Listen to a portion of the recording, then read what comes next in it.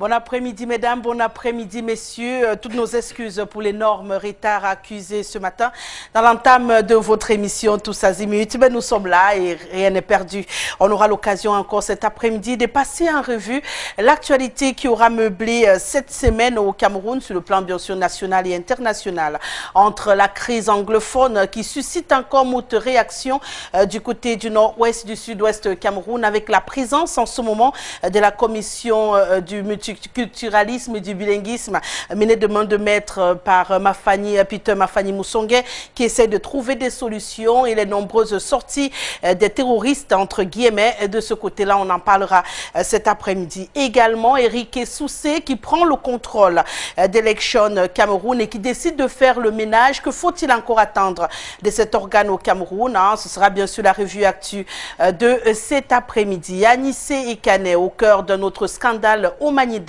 Il occupe le fauteuil de la Select cet après-midi, en ce moment en procédure judiciaire pour la paternité de ce parti politique. On en parlera également bien sûr de cette relation entre Yaoundé et Washington qui continue de faire couler beaucoup d'encre et de salive, alors que des motions de soutien suscitent des réactions à un niveau national. Mesdames, Messieurs, bon après-midi une fois de plus et bienvenue sur Tout Azimut.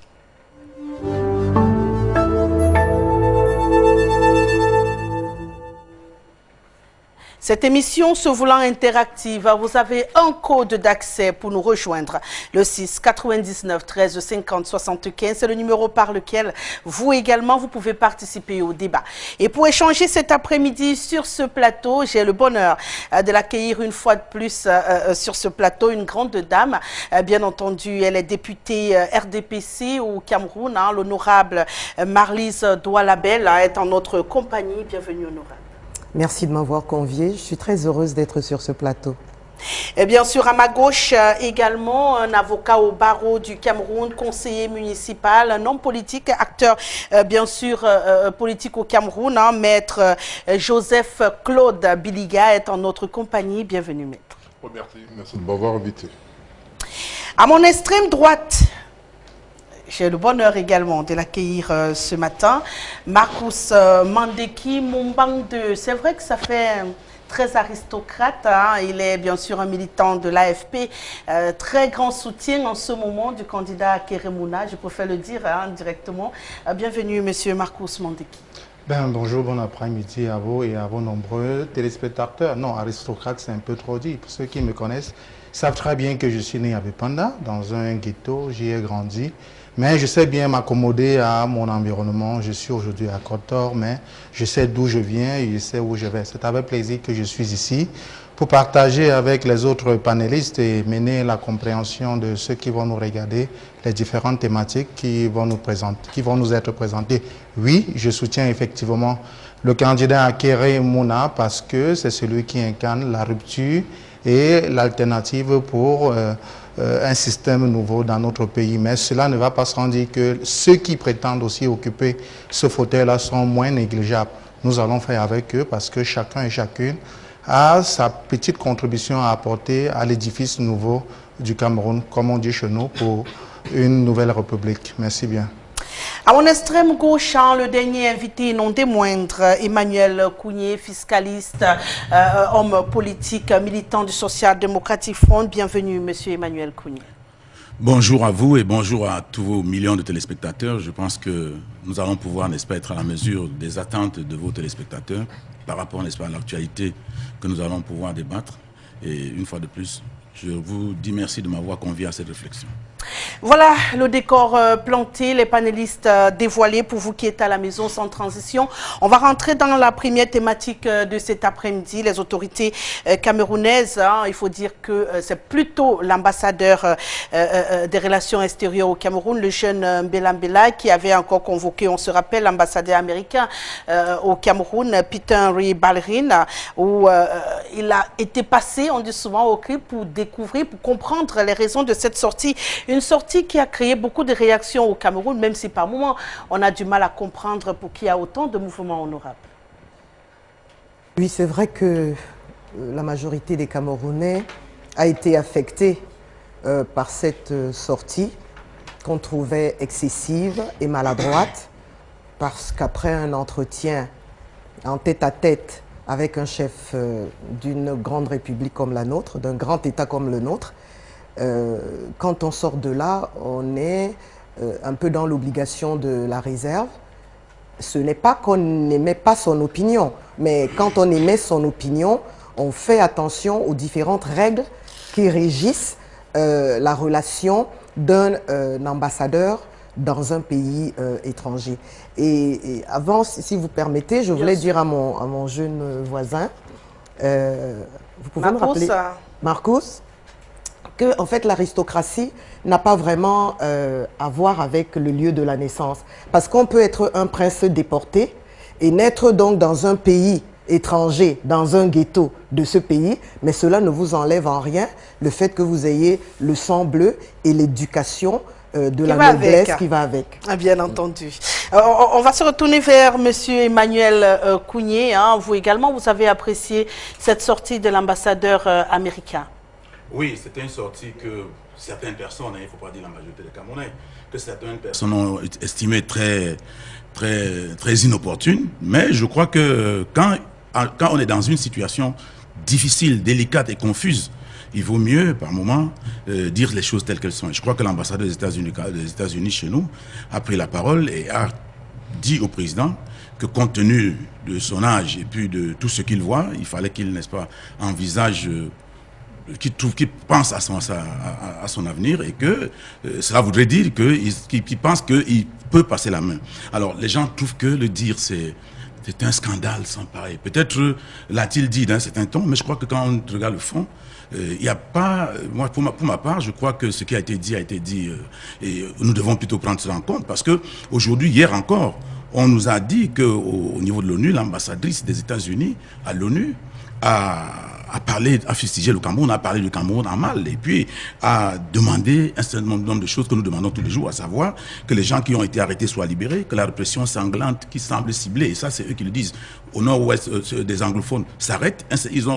Elle a dit un certain nombre de choses et je pense que nous ne pouvons pas à tout moment être toujours en train de dire non, non, non, pourquoi les gens disaient tout ça. Nous devons régler nos problèmes. Et quand on ne règle pas nos problèmes, qu'on comprenne que les autres vont être attentifs à cela et vont faire des déclarations. Parce que vous ne pouvez pas, rien ne vaut une vie humaine. Et je crois que nos enfants qui meurent dans le nord ou le sud-ouest, que ce soit les militaires ou les civils, il y a lieu de dire à ceux qui nous gouvernent qu'ils doivent tout faire pour l'arrêter. S'ils ne peuvent pas l'arrêter, alors qu'ils comprennent que les méthodes qu'ils mettent en œuvre ne sont pas bonnes et qu'ils pensent qu'ils doivent changer de méthode. On ne peut pas continuer à nous dire que la solution est militaire et que depuis que la solution est militaire, il y a je ne sais pas combien de mois, que la crise aille, n'est-ce pas, s'agrandissant. Donc, pour ma part, ce que l'ambassadeur des États-Unis dit, nous au SDF, on l'a dit depuis, que M. Biya n'est plus en capacité de continuer, n'est-ce pas, à contenir ce Cameroun dans sa forme, dans son fond, etc., qu'il doit pouvoir passer la main. Bon, il persiste à y rester, mais si d'autres gens disent ce que nous disons, je ne pense pas, que même s'ils le disent avec un ton qui n'est pas très appréciable ou très apprécié, je pense que ce qui nous intéresse, c'est ce qui a été dit. Et je pense que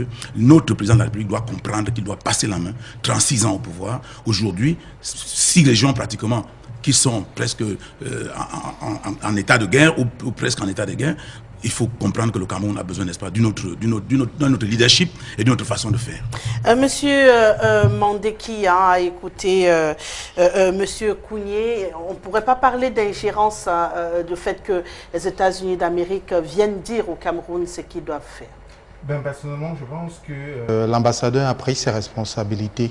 Il faudrait déjà noter que le Cameroun et les États-Unis ont des relations amicales au-delà de la diplomatie, au-delà des différents soutiens, parce qu'il faut noter quand même qu'en termes de sécurité et en termes de développement, les États-Unis, à plusieurs reprises, ont apporté leur soutien à l'État du Cameroun.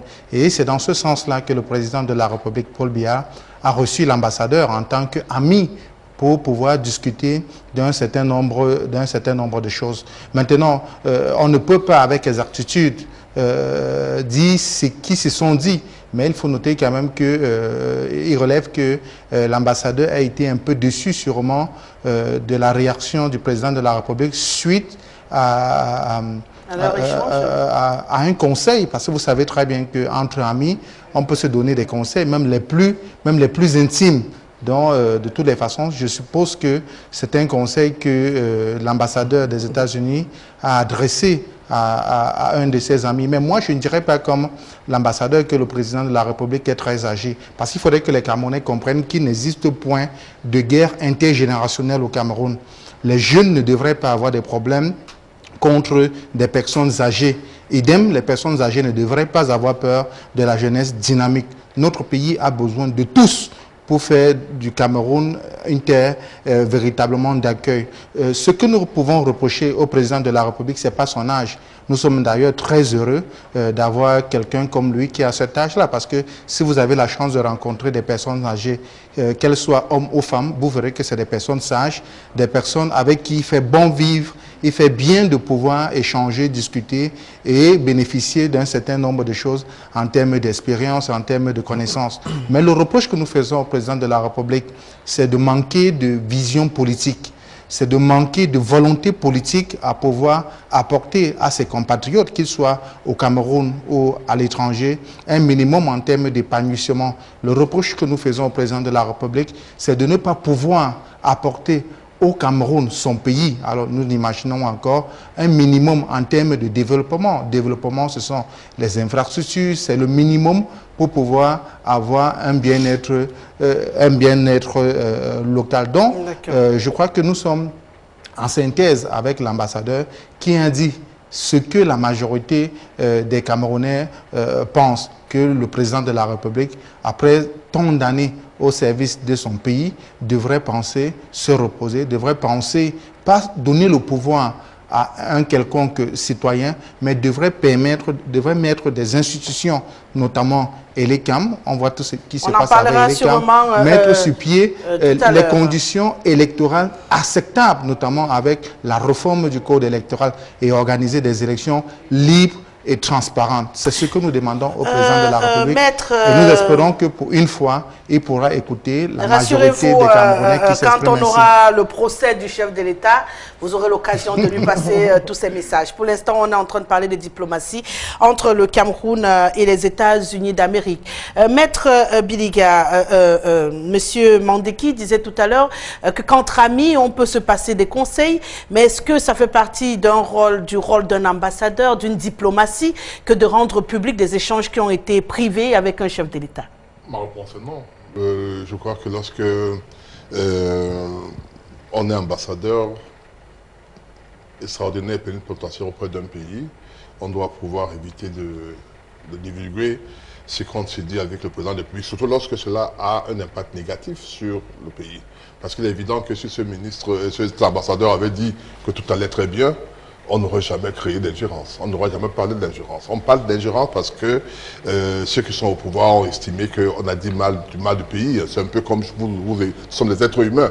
Si je vous dis que vous êtes belle, il n'y aura jamais de problème. Je vais vous dire que madame, vous êtes laide, ce sera un problème. Ce sera un problème. C'est exactement, même si c'est la vérité, c'est exactement ça le véritable problème. Le problème au niveau des relations entre les nations aujourd'hui, il y a deux notions. Il y a la notion de souveraineté qui veut qu'on se dise que non, nous sommes souverains. Mais je crois qu'aujourd'hui, aucun pays qui est souverain. Il n'y a aucun pays qui peut vivre comme s'il vivait dans un vase clos, qui peut faire des choses sans parler, sans penser aux autres, ou bien sans que les autres ne puissent intervenir. Je suivais tout à l'heure quand j'arrivais le problème de RD Congo, avec le président Macron qui a reçu deux présidents, le président angolais et le président rwandais, lesquels ont parlé essentiellement de RDC en disant qu'il fallait que le président Kabila puisse partir du pouvoir, organiser des élections et qu'il parte. Kabila, 45 ans, c'est un jeune président, et qui respecte la Constitution et qui parte. Ça a été dit. Et la raison qu'ils évoquaient, c'est que lorsqu'il y a des problèmes, lorsqu'il y a des troubles en RD Congo, ça a une répercussion dans les pays voisins. Au Rwanda, ça a des répercussions en Angola. Moi, j'étais au Rwanda il y a 3 semaines. Je peux le dire effectivement qu'il y a ce problème qui peut se poser. De la même manière, lorsqu'il y a des problèmes au Cameroun, cela peut avoir des répercussions sur plusieurs autres pays et même dans les relations entre les États-Unis et le Cameroun. Prenons un exemple banal. Lorsque déjà il y a les militaires américains qui sont ici pour faire nos militaires. sont là. Ils ont, pour lutter contre Boko Haram, il y a les militaires américains. Si nous étions vraiment indépendants et souverains, je crois qu'on se dirait, on se passerait de ces gens-là. On les a quand même évités. Autre chose également, nous avons dernièrement reçu des États-Unis 2 avions. Pour choisir 2 avions, deux aéronefs dans la lutte contre Boko Haram. Parce que l'ambassadeur a très bien précisé en disant, ces avions doivent servir seulement pour Boko Haram et non pour dans le cadre de la guerre la crise anglophone. Ça veut dire qu'en réalité, nous ne pouvons pas en même temps accepter que les autres nous s'ingèrent dans nos problèmes, à nous d'offrir des armes pour aller lutter pour notre souveraineté, parce que c'est de ça qu'il s'agit, et de l'autre leur dire vous n'avez rien à voir avec ce que nous faisons. Donc je dis qu'il faut qu'on soit un peu conséquent par rapport à ce qu'on dit relativement à ça. Je terminerai en disant qu'aujourd'hui, il y a une notion également, enfin je ne termine peut-être pas, avec une notion également qu'on appelle la notion de droit humanitaire, le droit d'ingérence humanitaire, qui veut qu'en fait, les populations face aux États sont démunies.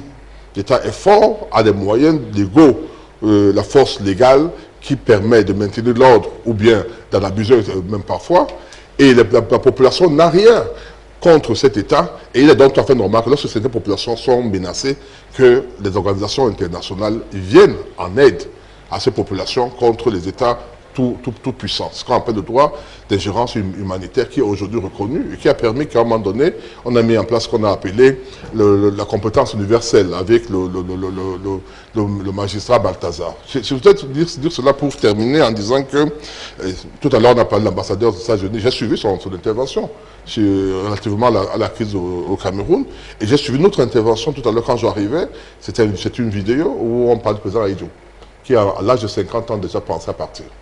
On lui avait demandé, mais tu veux être encore jeune? Il dit oui, mais il a déjà fait 18 ans de pouvoir, il a 50 ans et il a démissionné à 59 ans. Donc je vais dire qu'en réalité, partir également n'est pas une mauvaise chose. C'est-à-dire si on pense qu'on peut partir et préparer une bonne succession, c'est mieux que par exemple ce qui s'est passé en Côte d'Ivoire, où on a vu un président qui était un très bon président, que tout soit apprécié, comme nous avons notre président qui est un très bon président, mais qui à un moment donné, au moment où il part, n'a pas très bien préparé sa succession, malgré le fait que la loi de la Constitution, d'une manière théorique, disait qu'il devait avait traité de la dévotion sur la succession orale. On a vu où la Côte d'Ivoire arriver. Donc moi je dis, mon problème aujourd'hui, c'est que nous avons un président qui doit, et je crois qu'il le fait, doit penser à la suite du Cameroun quand il ne sera pas là, vivant ou mort. Honorable, on peut noter dans tout ce qui est dit un jeu trouble de la part des États-Unis d'Amérique qui d'un côté apporte un soutien pour amener le calme et de l'autre côté un tout petit peu sème le trouble à travers certaines réactions. D'ailleurs, Yaoundé accuse Washington d'héberger en ces terres des activistes de la crise anglophone. Je voudrais qu'il soit bien compris que le Cameroun considère les États-Unis comme un pays ami. Et les relations bilatérales le prouvent. Ce qu'on dénonce ici, c'est la posture de donneur de leçons. Si j'ai un entretien avec mon ami, si c'est mon ami, je lui dis la vérité quand nous sommes face à face. Quand je sors de cet entretien et que je dois, j'allais dire, communiquer sur ce que nous nous sommes dit, je peux me limiter de dire que nous avons parlé de l'alternance, nous avons parlé des élections, le président de la République a un point de vue qui est différent un peu du nôtre, mais nous pensons que voilà comment on traite un ami. Et je voudrais embrayer pour dire que mettre à parler du droit, j'allais dire, d'ingérence humanitaire, je conçois cette ingérence, elle est utile à cause de la mondialisation. Mais quand elle reste technique, d'accord, ça veut dire quoi? Ça veut dire qu'il y a un comité qui siège et qui fait état d'un certain nombre de dysfonctionnements et qui les relate et les présente. Mais là, il s'agit d'un diplomate. Mais sa fonction contient tout le contenu de l'attitude qui est attendue de ce monsieur. Donc, je pense qu'il a manqué de diplomatie. Je pense également qu'il s'est laissé prendre dans le rôle du maître qui donne la leçon à son élève. Et je pense que les États-Unis, quand on regarde de près, a également tellement beaucoup de choses à se reprocher qu'il, par humilité, ne devrait pas avoir cette posture péremptoire. Parce que partout où les États-Unis ont eu à intervenir, il y a la paix dans ces pays. Tout à l'heure, vous parliez du ton, en disant que bon, peut-être que le ton n'était pas... Mais dites-le, dites clairement que le ton, vous-même, vous ne l'avez pas apprécié, même si dans le contenu, vous vous retrouviez dans le contenu. Mais vous ne voulez pas le dire. Pourquoi? Parce que ce qui vous importe ici maintenant, c'est de montrer que le président Paul Biya est un mauvais président, qui n'est pas à la hauteur, qui ci, qui ça. Non. Quand on examine une situation, il faut être équitable, il faut pouvoir dire la vérité. Et même si j'ai besoin d'un visa pour me rendre aux États-Unis, je dirais à monsieur l'ambassadeur que monsieur l'ambassadeur, vous avez manqué d'élégance, vous avez manqué d'amitié. Et bon, c'est un être humain aussi, hein, mais apparemment, il serait soutenu par son gouvernement. Ça ne m'étonne pas puisque le président Trump, lui-même, sa forme et son style, c'est un peu la brutalité, on connaît. Explosif. Hein, explosif. Donc, pour moi, les États-Unis restent un ami sûr. Il faut simplement que ces représentants fassent attention à l'ego du président de la République et des Camerounais. Parce que là, je me rends compte que même mon collègue du SDF a quand même été un peu vexé par ce ton. Donc, c'est tout ce qu'on lui demande. Il fait son job, mais quand il fait son job, il nous respecte. Voilà, on est justement dans le zapping, on poursuit donc ce zapping ce matin en parlant de cette motion de soutien du président de la République dans le Sud, qui fait beaucoup parler également au Cameroun. Hein. C'est un zapping. Jean Foumanakam, qui se retrouve signataire par erreur, selon le RDPC, Maître Biliga.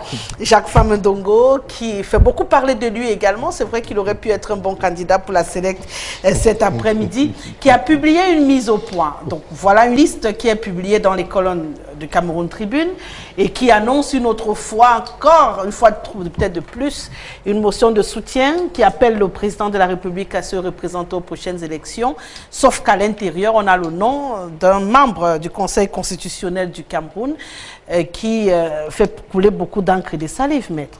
Oui, il ne faut pas être plus royaliste que le roi. Celui qui a, par inadvertance, écrit le nom de membre du Conseil constitutionnel l'a reconnu et a rectifié l'erreur. Je pense qu'il faut passer dessus. Il faut passer dessus.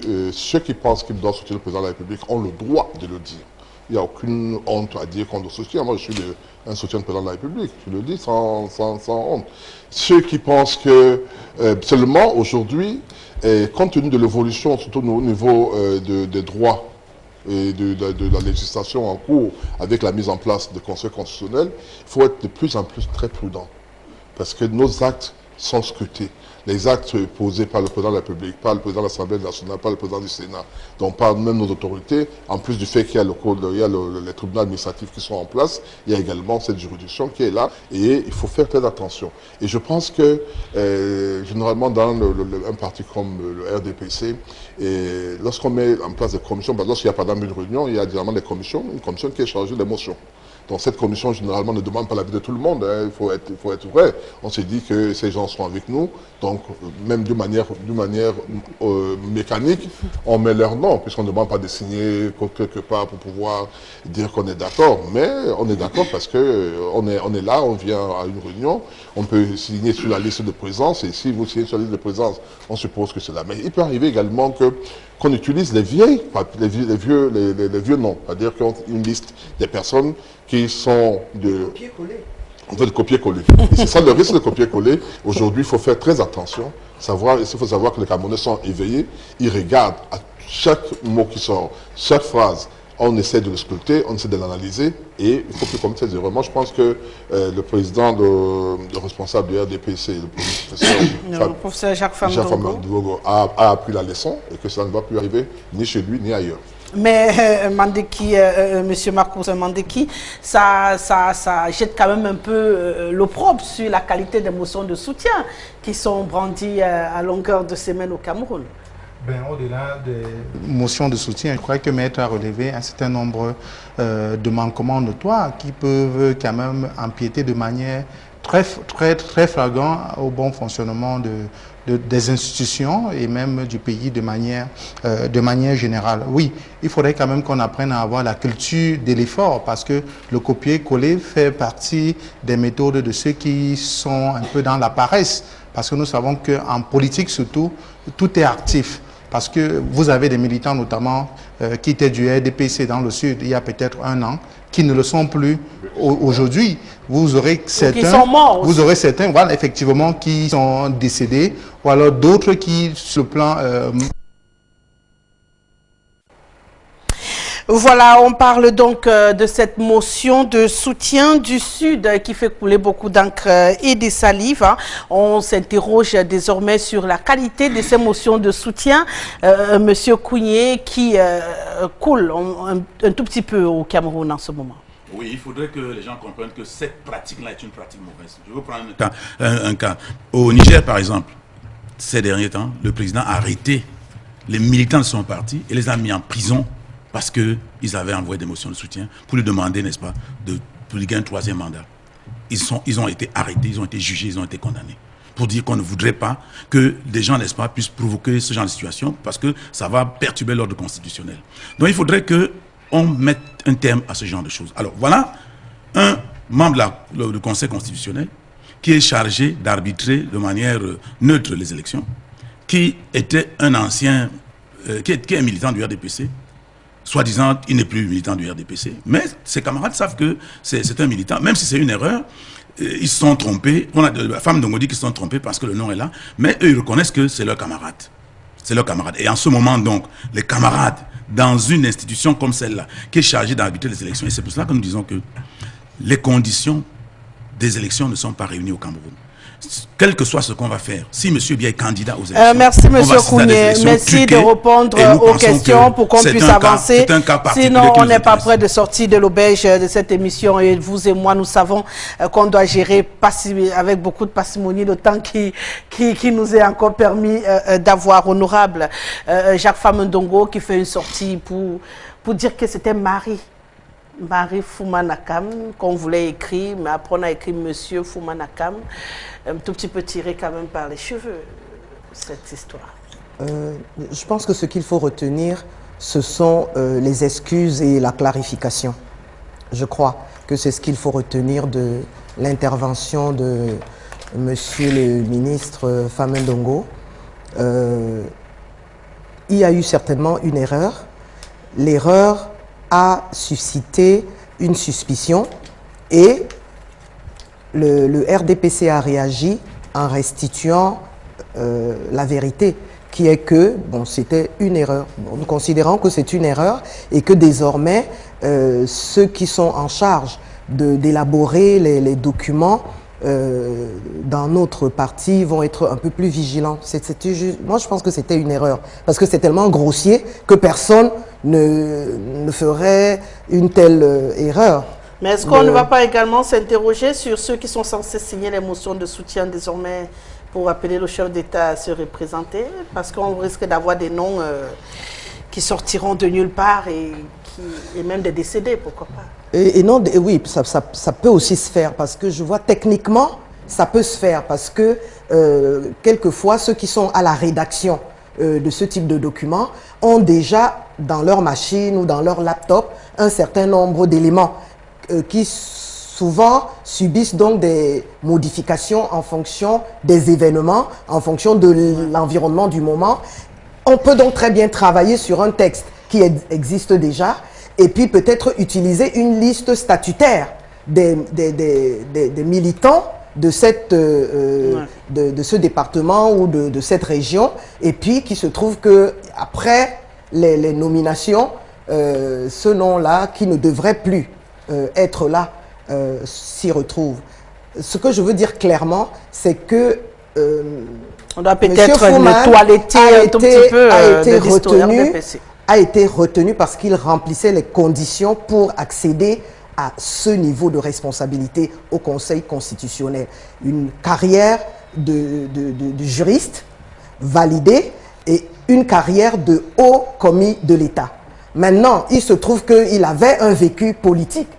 Maintenant, moi je dis qu'il faut toujours attendre de ces personnes qui migrent il faut attendre d'eux une attitude éthique qui fasse que désormais qu'ils ont une casquette qui exige d'eux une certaine neutralité, qu'ils activent cette neutralité. Voilà pour le zapping ce matin. Hein. On va avancer sans transition pour nous intéresser à la Select cet après-midi. Peut-être on n'y passera pas la journée, mais Anissé Kane fait encore parler de lui au Cameroun. Le 4e congrès du Manidem prévu pour se tenir ce samedi est dans la tourmente et pour cause. Le président légitime pour l'instant du Manidem, le Mbombo Dieudonné Yebga, qui a introduit une procédure au niveau de la Cour d'appel du littoral. Aux dernières nouvelles ce matin, le juge se serait déclaré incompétent à juger cette affaire. Hein. Donc on a une suite dans le civil qui risque de s'ouvrir dans les jours à venir. Comment comprendre, maître, cette attitude d'Anissé et Kane? C'est pas le premier cas quand même. On a eu Banda Kani qui est passé par là, Banda Pakma et aujourd'hui Dieudonné Yebga. À chaque fois, on a ce souci de bicéphalisme à la tête de ce parti. Non, il faut d'abord noter que d'une manière générale, nos partis d'opposition, autour des partis d'une manière générale, ont des présidents, des pères fondateurs. On a eu ce problème avec l'UNDP, il ne faut jamais oublier ça. Avec Samuel Eboa et Bele Bouba Maïgari. Samuel Eboa a été obligé d'être éjecté parce que Bele Bouba Maïgari avait été revenu avec Issa Chirouma Bakari, Amadou Mustafa, qui l'ont aidé à reprendre le truc. Donc chaque fois qu'on est président d'un parti, ici chez nous, on a l'impression que ce parti nous appartient.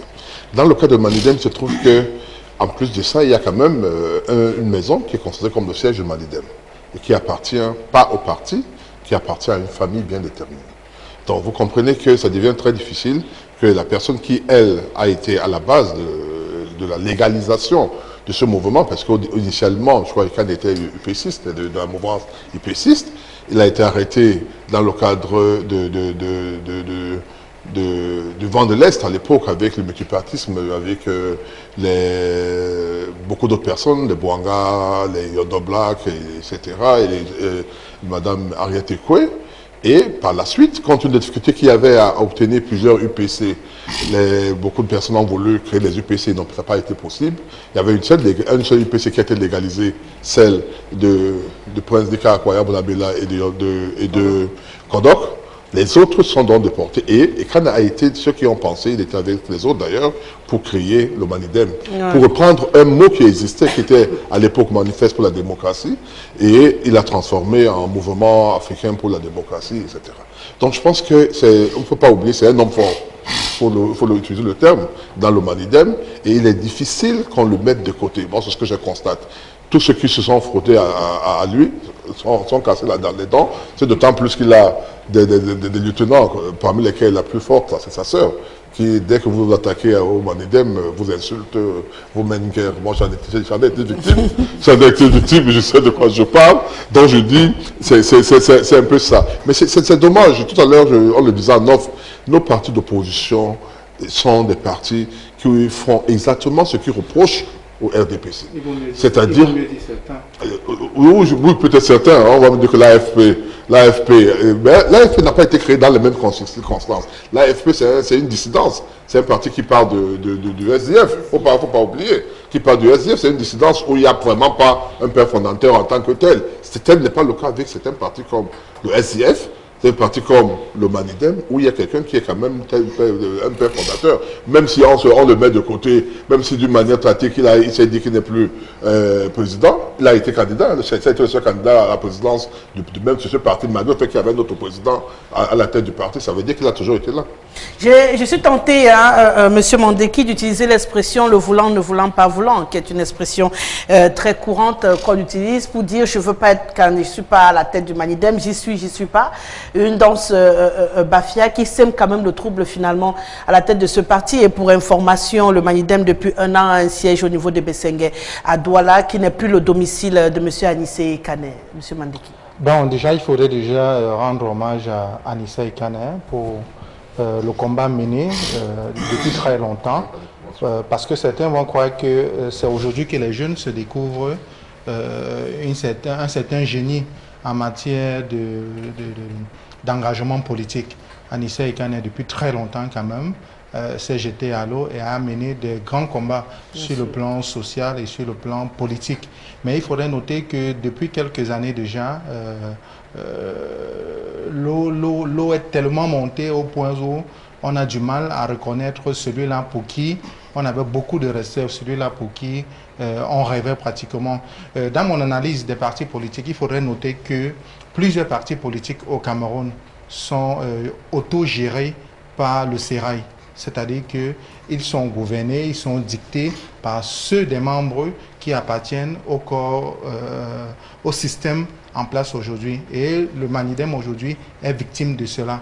Donc pour dire plus clair pour ceux qui nous écoutent, vous êtes en train de dire que la dissidence Anissé Ekane est de connivence avec le RDPC. Mais je le dis même dans les réseaux sociaux, je le dis que c'est important pour ceux ce qui Manidem-là aujourd'hui est très proche, par exemple, du ministre René Emmanuel Sadi, qui peut peser de tout son poids pour qu'un certain nombre de décisions puissent être prises en faveur du Manidem qui tient son congrès aujourd'hui. Parce qu'il faudrait le noter, aujourd'hui nous avons en face deux Manidem.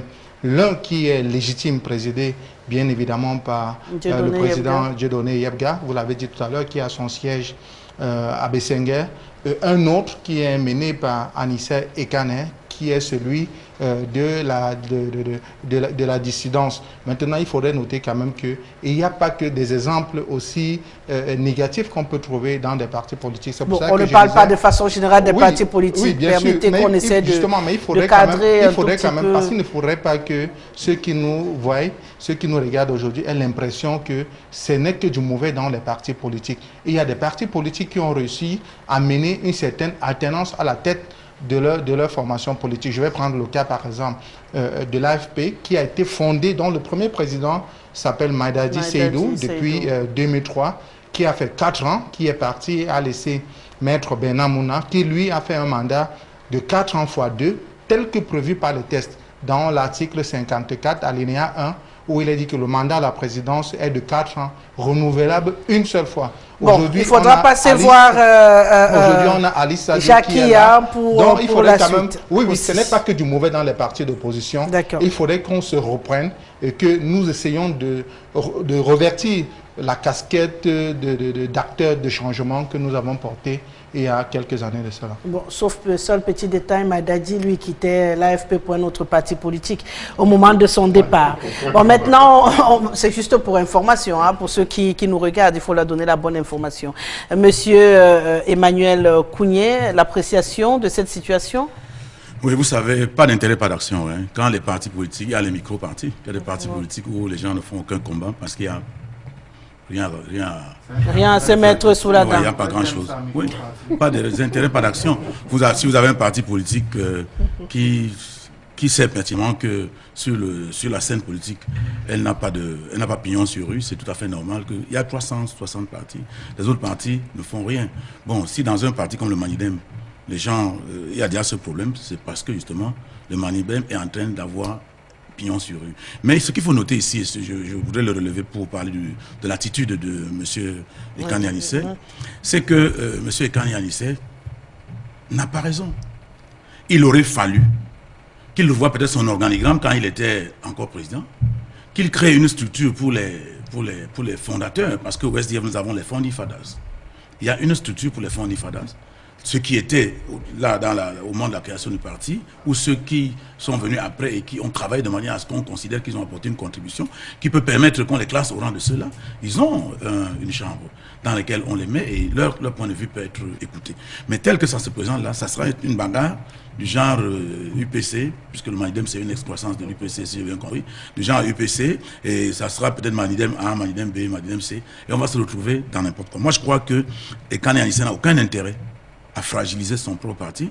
Et là, moi je crois que ce qu'il devrait faire, c'est lui, le gardien du temple. C'est lui qui devait justement laisser le président Yebga fonctionner, quitte à qu'il lui donne les conseils, ce qu'il l'amène vers lui pour lui donner un certain nombre de... Yebga peut être président du parti et lui, s'il y a les élections présidentielles, puisqu'il aime bien y aller, qu'il soit candidat aux élections présidentielles. Mais ce qu'il est en train de faire là, moi je crois que c'est pour fragiliser complètement le Manidem. Et s'il n'arrête pas, Yebga n'arrêtera pas de toute façon, puisque lui il estime qu'il est le président légal. Donc, Ekane Anissé a plus qu'il y ait intérêt à ce qu'il y ait de la paix dans cette affaire. Donc, c'est à lui, n'est-ce pas, de faire en sorte que ce feu-là ne continue pas. Parce que j'ai lu ses déclarations où il disait que le juge va se déclarer incompétent. Et il s'est déclaré incompétent. Il l'a dit avant coup.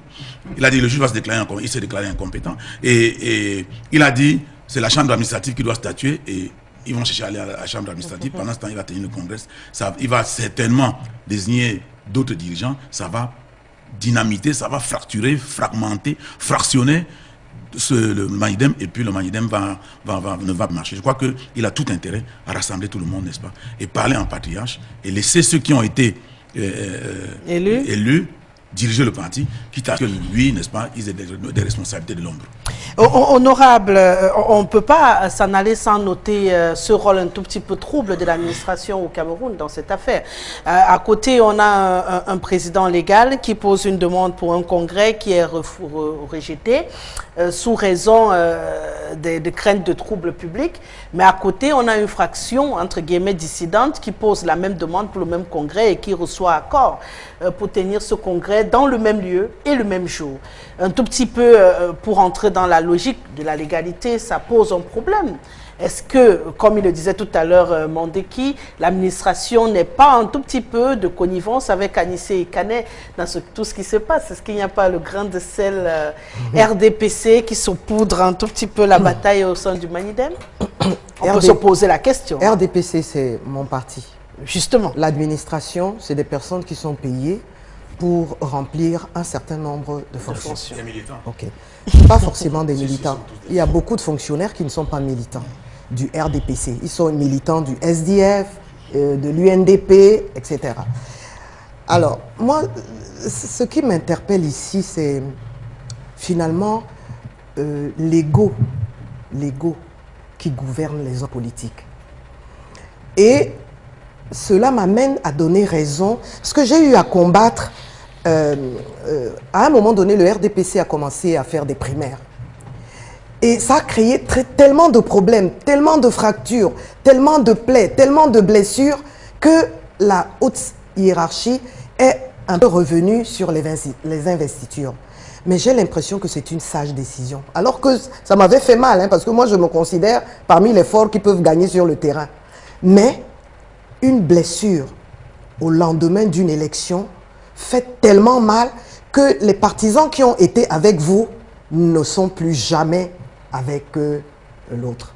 Alors que quand c'est une décision paternaliste, comme l'investiture, qui vient départager les gens, bon, ceux qui ont perdu, qui n'ont pas été retenus, auront mal, mais la blessure ne sera pas la même. Je veux dire quoi? Je veux dire que l'Africain, particulièrement, et même pas l'Africain seulement, on a vu le combat entre Marine Le Pen et son père. C'est que quand on a été fondateur de quelque chose, quelque part, c'est comme un bébé qu'on porte. Et quand on a l'impression qu'on veut être dépossédé de cette chose, quelque chose de primitif remonte en nous pour essayer de rattraper cette chose-là. Je n'entre pas dans le conflit Manidem parce que je ne connais pas les tenants et les aboutissants, mais j'essaye de comprendre le rôle des uns et des autres. Tantôt, M. Mbonien a dit que Anissé aurait pu penser à un founding fathers. Mais les founding fathers, c'est des fantômes. On les voit où?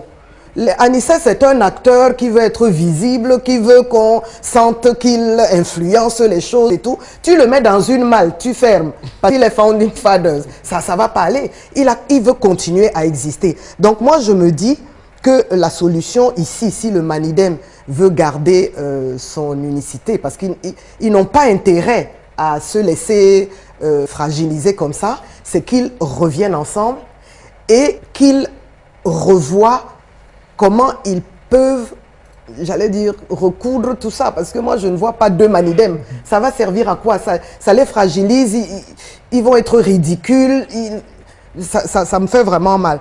Et je voulais également ajouter que dans tous ces partis politiques de l'opposition, où les gens nous laissent croire qu'eux, ils ne sont gouvernés que par l'intérêt du peuple. Mais on se rend très vite compte que leur propre intérêt n'est jamais loin. Bien sûr.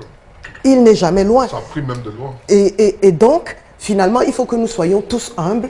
Nous voulons tous servir ce peuple avec nos défauts, nos qualités, nos points forts, nos points faibles, mais il faut éviter de fustiger le RDPC qui, juste à présent, s'est organisé, a donné le meilleur de lui-même pour que nous soyons un pays en voie de développement. Autrement, ça serait la catastrophe. Si on laissait la place à toute cette tergiversation, des gens qui n'arrivent pas à se mettre ensemble pour aller jusqu'au bout d'un processus, on est perdu. Ben, on est encore bien loin, hein, maître, du bout du tunnel de cette histoire, parce que tout le monde souhaiterait voir Anissé Kane assis sur la même table que Dieudonné Yebga pour le calme. Mais Anissé l'a dit, mais il ne va plus jamais militer dans un parti où siège Dieudonné Yebga. À partir de là, on est parti peut-être pour une fracture totale de ce dossier. Moi, je pense que parfois ça peut être une solution aussi. Il ne faut pas être cramponné sur le nom, parce qu'en réalité, c'est ça. Ce n'est pas le nom qui fait les militants, ce n'est pas qui fait partie, c'est les militants qui font le parti. C'est-à-dire qu'en fait, aujourd'hui, par exemple, Marine Le Pen a changé son nom de parti. Ce n'est plus le Front National. Le Rassemblement National. Le Rassemblement National, c'est tout. Depuis vendredi, depuis hier. Ouais. Et on a vu avec le parti de Sarkozy qu'elle était devenue les Républicains. On peut changer. C'est-à-dire qu'en fait, lorsqu'il y a des problèmes, c'est pour ça que, par exemple, le président Saïdou Madani et les mondes sont partis du SDF parce que c'était pour aller créer l'AFP. C'est comme ça que Koumo est parti de l'SDF pour créer son parti, le mouvement, l'UMS, et devenir maire à Bafang et autres. C'est-à-dire c'est un peu comme le divorce. Parfois, le divorce est réparateur. Il ne faut pas penser que lorsqu'on divorce, ça veut dire que c'est la guerre. Non. Parfois, même lorsqu'on divorce, chacun va de son côté, on se rend compte qu'en fait, c'est parfois on avait des choses qui nous liaient, de temps en temps on se retrouve et on parle maintenant non plus en adversaire, mais en ami, etc. Donc moi je pense qu'il faut qu'on trouve une solution. Si Yebga estime qu'il est un nationaliste et qu'il aime son pays et autres, au lieu d'entrer dans cette guerre, qu'ils disent, ok, nous on va changer de nom. On laissera même Manidem, on va trouver un autre nom. Nous resterons dans le giron UPCiste, parce que Manidem et autres. Non, pas forcément Manidem. Pas forcément Manidem. C'est-à-dire, on crée notre nom, on dit, nous étions Manidem, mais comme on ne veut pas la guerre, comme on ne veut pas bagarrer, nous on crée notre parti. Ceux qui se reconnaissent en nous à travers nos idées, ils vont venir nous rejoindre, et le problème sera réglé. Vous aussi donner ce conseil à ceux qui sont de l'autre. Non. Ils ont créé... Oui, ils vont vous dire que c'est eux qui ont créé, que c'est leur bébé. En fait, Yebga, je connais un peu le Manidem pour m'être frotté avec plusieurs de leurs membres. Yebga fait partie de ceux qui ont été à la fondation du Manidem, sauf qu'ils n'étaient pas au devant de la scène. Vous l'avez donc répondu. Il y avait dans ceux qui étaient au devant, ceux qui étaient devant, Ekan était au devant. Et Ekan, au moment où ce parti est créé, Ekan a eu une histoire politique connue. Il a ce que je peux appeler, il a été en prison. On a été de ceux qui le défendaient. Non, c'est pas c'est pas suffisant. Ça ne légitime suivez-moi très bien.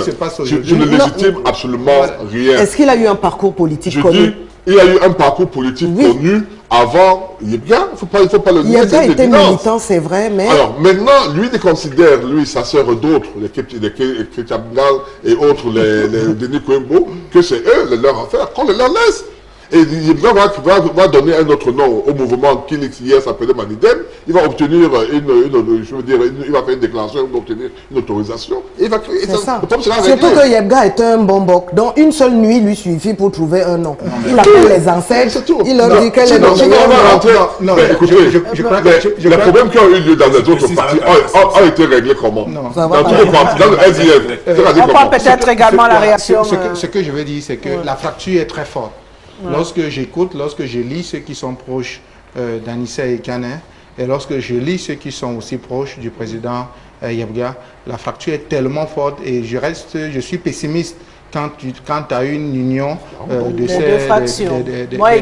deux fractions.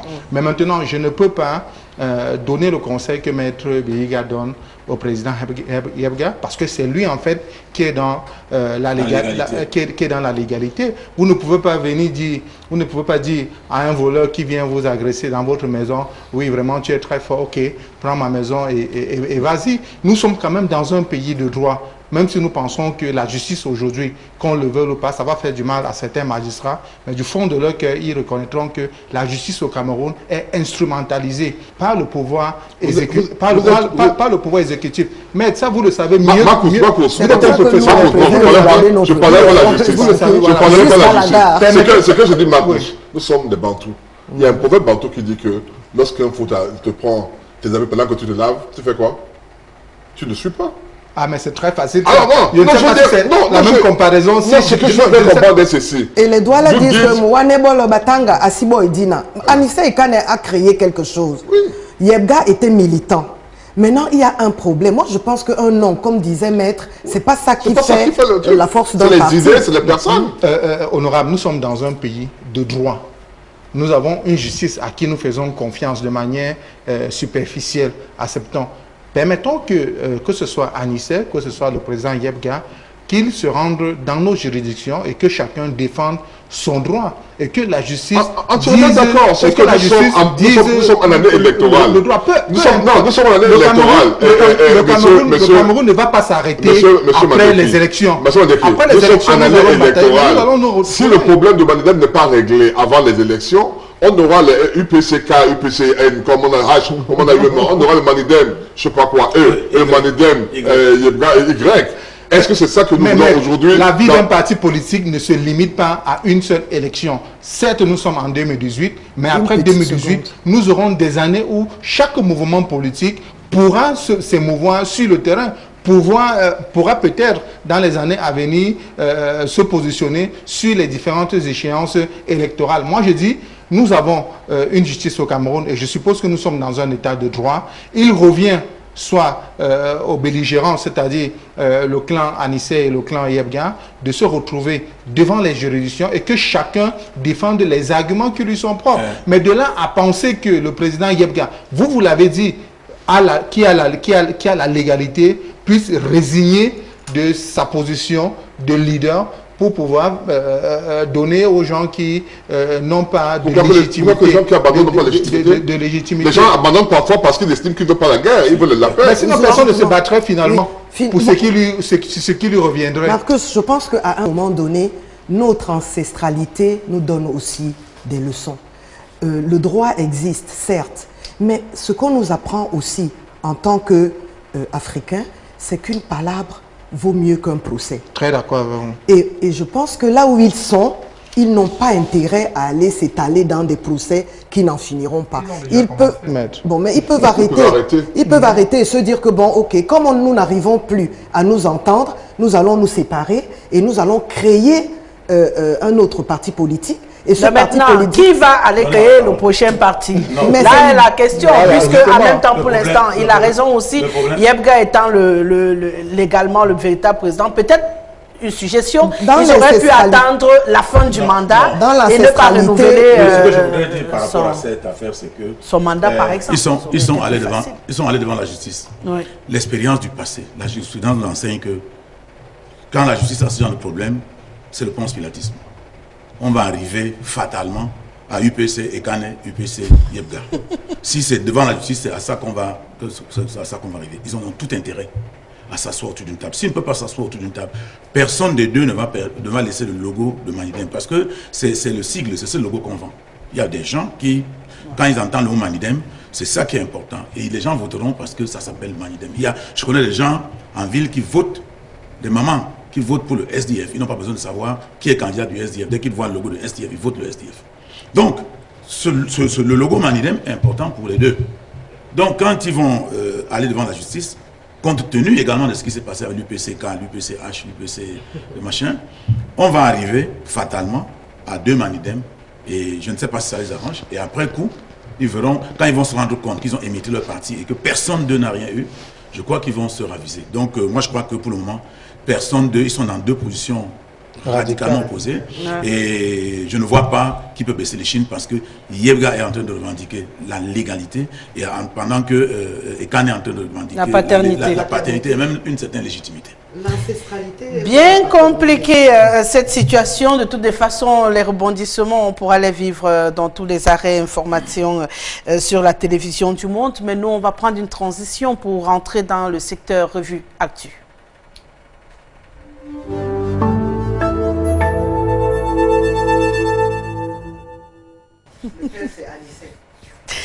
Elekam est sous mouvement en ce moment. Abdoulaye Babalé a été éjecté, bien entendu, de la tête d'Election Cameroun par décret présidentiel. Il est accusé de gestion calamiteuse et opaque des ressources humaines. Pour l'heure, son bureau a été placé sous scellé. Eric Essoussé, qui fait donc le ménage le lendemain seulement de sa nomination. On se rappelle qu'il a été installé le même jour où il a été nommé. Le lendemain, donc, il a engagé un ménage au sein des services avec des nominations, au sein des services centraux de la structure. Plusieurs bureaux actuellement placés sous scellé. Une nouvelle équipe, Marcus Mandeki. Est-ce qu'on peut s'attendre à autre chose qu'avec Abdoulaye Babalé? Je suis sûr que vous avez posé la même question lorsque Abdoulaye Babalé a pris les rênes de la direction de l'ECAM. Non, pendant très longtemps, nous avons pensé qu'il était très important de mettre une structure autonome et indépendante de manière consensuelle. Et les propositions ont été faites, pas seulement venant des partis politiques, même de la société civile. On a fait des propositions sur des hommes et des femmes qui ont un minimum d'intégrité, qui ont un minimum d'expertise en matière d'organisation des élections et des opérations référendaires au Cameroun. Donc nous n'attendons pratiquement rien du nouveau directeur général parce que, au-delà du fait qu'il soit un dirigeant, c'est un exécutant. Voilà. Nous avons rencontré, nous sommes sur le terrain régulièrement avec Elekam pour les opérations d'inscription sur les listes électorales. Nous avons noté de manière criarde les manquements d'Elekam sur le plan logistique, sur le plan des ressources humaines, et même sur le plan de la capacité à pouvoir mener un certain nombre d'opérations. Donc, ce que nous disons au président de la République, qui a la responsabilité de pouvoir nommer les membres de la direction de l'ECAM et du Conseil électoral, c'est de faire appel aux partis politiques, c'est de faire appel à la société civile, afin qu'autour d'une table, chacun puisse faire un certain nombre de propositions. Nous irons même plus loin au-delà de l'ECAM, parce que l'ECAM utilise les instruments, notamment le code électoral, qui jusqu'au jour d'aujourd'hui a des choses sur lesquelles on a des choses à redire. Pourtant, ce ne sont pas des propositions qui manquent. Il faudrait quand même dans ce pays qu'on accepte que nul n'a le monopole du patriotisme. Tout Camerounais, où qu'il soit, peut apporter de manière modeste sa contribution pour la bonne marche d'un secteur qui ne fait pas rêver aujourd'hui. Donc pour nous, l'avenir d'Eric Essoussé, je ne dirais pas que c'est un non-événement, mais de manière fondamentale, ne pourra rien apporter en matière de management, d'opérationnalité de l'ECAM sur le terrain. C'est pas peut-être déjà assassiner le nouveau président d'Election Cameroun, maître, avant qu'il n'ait commencé à exercer. On se rappelle qu'il fait partie de ceux justement qui décriaient la gestion d'Abdoulaye Babalé, qui les mettait dans cette situation délicate dont vous parlez en ce moment. Est-ce que c'est pas une occasion de lui dire, ben voilà, tu as jugé que l'autre faisait mal et que tu peux améliorer les choses, prends les devants de la scène? Sauf que je ne sais pas quand cela dit que l'autre faisait mal. Hein. Il était directeur général adjoint, je ne le vois pas en train de parler mal de son patron. Rassurez-vous, il y avait quasiment bicéphalisme en ce moment à la tête d'Election Cameroun. Une guerre totalement ouverte entre les deux. Il y avait un bicéphalisme, je le voyais beaucoup plus, et qui va continuer d'ailleurs à exister entre le président du Conseil électoral et le directeur général des élections. Moi, je crois que c'est à ce niveau-là. Parce que lorsque vous voyez les structures, on a comme l'impression qu'il y a un chevauchement au niveau des compétences. C'est un peu le même problème à une moindre mesure qu'on retrouve avec la communauté urbaine et les communes d'arrondissement. Dans les matières dans lesquelles ils doivent intervenir, parfois, on ne sait pas qui doit faire ça, doit faire ceci. Moi, je pense donc que c'est ça le véritable problème. Est-ce que, telle que la structure de la présidence des élections, est-ce que cette structure est nécessaire telle qu'elle est faite? Est-ce qu'on ne saurait pas faire une structure un peu moins, je ne vais pas dire encombrante, peut-être plus soft, comme les présidents, moins lourd, comme les présidents du conseil d'administration, avec le président du conseil d'administration, dont on connaît très bien les règles. Je ne parle pas du conseil d'administration des structures comme les structures de droits d'auteur, là où également c'est compliqué, mais les conseils d'administration des sociétés peut-être privées, où on sait qu'il y a un directeur général qui a quand même des fonctions bien déterminées et qui rend compte lors des conseils d'administration, qui a une liberté de pouvoir et fonctionner pendant tout le temps. Et alors qu'ici, j'ai comme l'impression qu'il y a beaucoup de compétences qui sont allouées à la présidence, c'est-à-dire du conseil électoral, et beaucoup également, et ces compétences parfois s'entremêlent. La seule chose, c'est que c'est le directeur des élections, qui tient le cordon de la bourse. C'est lui qui finance le président du conseil électoral. Il suffit tout simplement qu'il y ait un problème entre les deux, ne serait-ce que sur le niveau de finances, et ça peut poser problème. Donc il y a tous ces problèmes. Moi je dis, pour moi, il faut qu'on revoie les tests. Qu'on détermine peut-être très bien les cahiers de charges. Et qu'on renforce les pouvoirs de la direction générale des élections, qu'on allège les pouvoirs de la présidence du conseil électoral, et pour que peut-être là, il y aura de moins en moins de problèmes. Parce que vous comprenez que ce n'est pas le même problème. Avec Fonka Mazou, il y a eu des problèmes. Avec l'ancien directeur que Babalé a remplacé également, il y a eu pas mal de problèmes. Donc je pense qu'il faut essayer de revoir au niveau des responsabilités, revoir les tests. Et maintenant, de confier la gestion aux hommes. Maintenant, je ne sais pas exactement ce qu'on reproche au président au ministre Babalé. Et moi, ce qui me rend optimiste... Je peux vous résumer, hein. Gestion calamiteuse. Oui, je sais.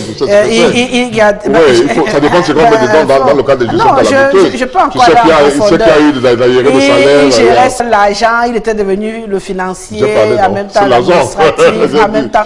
Du coup, on ne s'en sortait plus. Donc je dis qu'il y a ce problème. Moi, ce que je voudrais terminer, c'est que je voudrais être optimiste.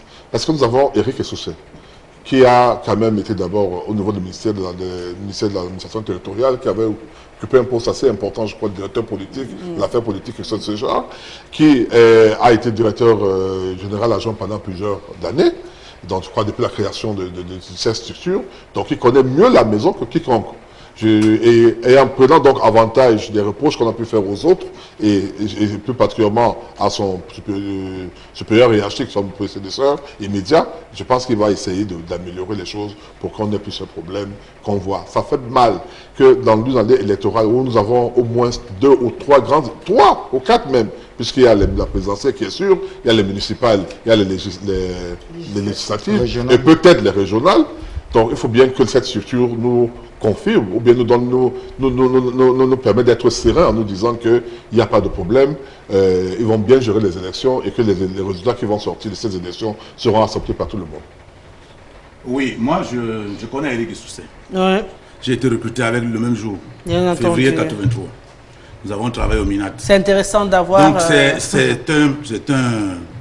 c'est un fonctionnaire respectueux de la hiérarchie qui fait son boulot comme on lui demande. Je dis bien comme on lui demande. Il a été à Douala responsable de la censure, autant des administrateurs de colonies comme le Congo qui étaient là, qui faisaient ce qu'on appelle le commandement. Et les journalistes, ceux qui étaient la presse privée, la presse écrite, ont de ces nouvelles. Donc, c'est quelqu'un qui fait ce qu'on lui dit de faire. Donc, c'est le commandement, ce n'est pas le management qu'il doit faire là-bas. Et je vous assure, les gens disent toujours, quand on désigne des gens à ces postes-là, oui, accordons le bénéfice du doute, on verra après.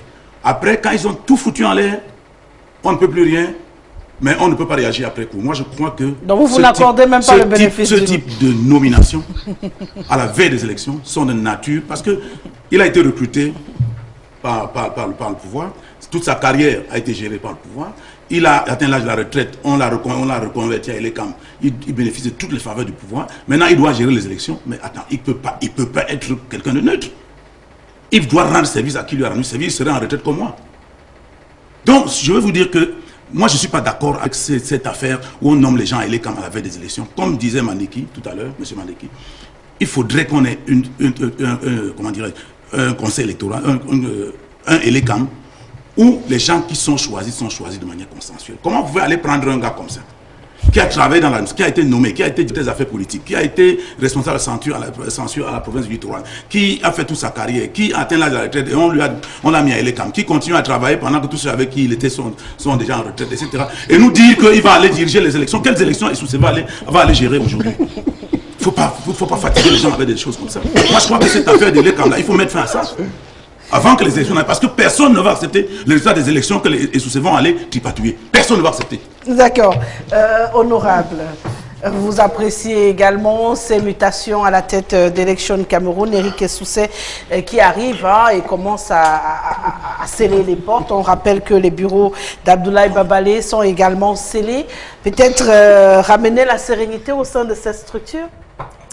Alors d'abord, je n'ai pas eu l'occasion de féliciter Monsieur Essousset.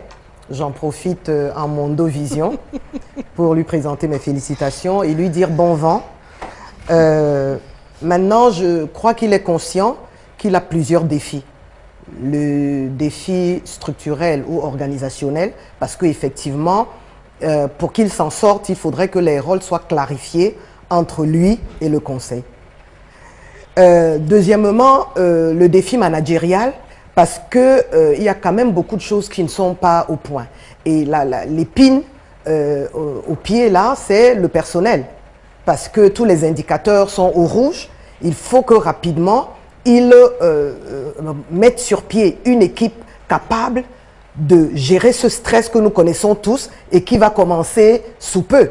Et des gens qui n'ont pas de salaire, qui ont des arriérés au niveau de leur avancement, qui n'ont pas de couverture sociale, etc., ça ne peut pas faire une équipe mobilisée pour l'atteinte des objectifs de cette entreprise.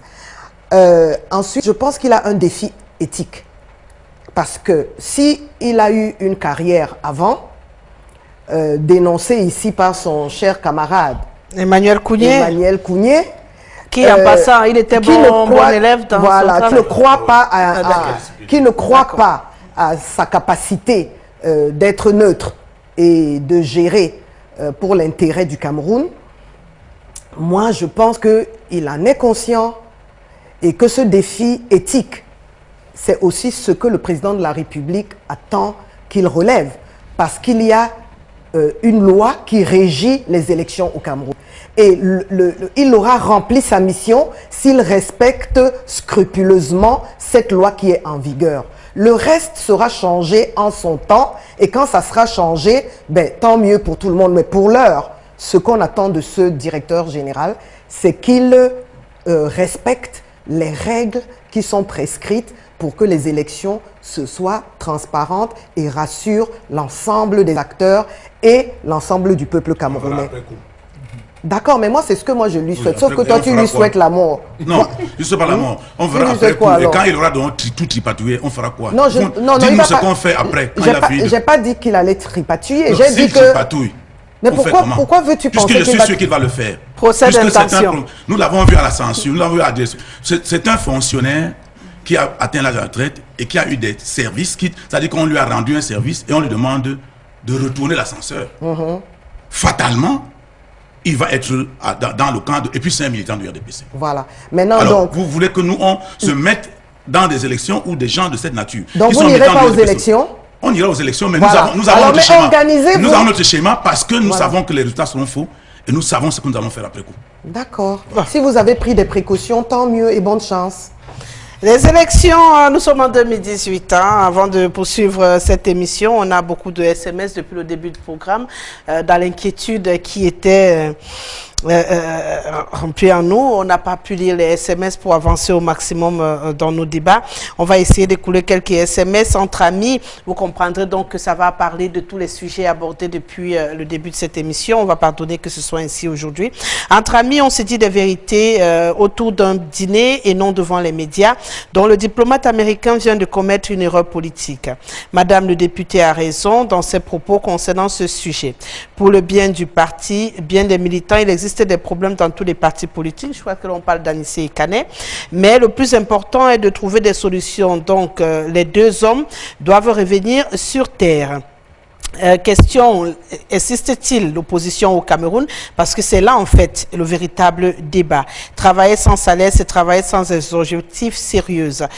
Pour parler de l'ECAM, on est obligé. Anissé Ekané, n'appelez pas s'il vous plaît, les réactions sont uniquement par SMS. Anissé Ekané est un opportuniste. Il connaît M. Yebga comme président national du parti, mais il ne veut pas respecter la hiérarchie parce qu'il est fondateur. Anissé doit respecter les tests du parti qui statutairement fait de M. Yebga le numéro 1 actuellement, le chef de Bilongué, qui nous écrit ce matin. Les Camerounais sont têtus, il faut supprimer le bicéphalisme et les Camés victimes de la présence du MINAT via le directeur général. Et cette structuration remet en cause l'indépendance de l'organisation. Donc le DG du MINAT libère et les CAM. S'il vous plaît, quand vous parlez de bicéphalisme, qu'est-ce que ça signifie? Je vous laisse le soin de leur expliquer, maître.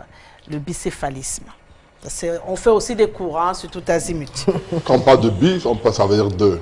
Céphalie, ça sort de tête. Hein. Ouais. Donc lorsqu'on parle de bicéphalisme, c'est-à-dire on parle d'une structure qui a à sa tête deux personnes.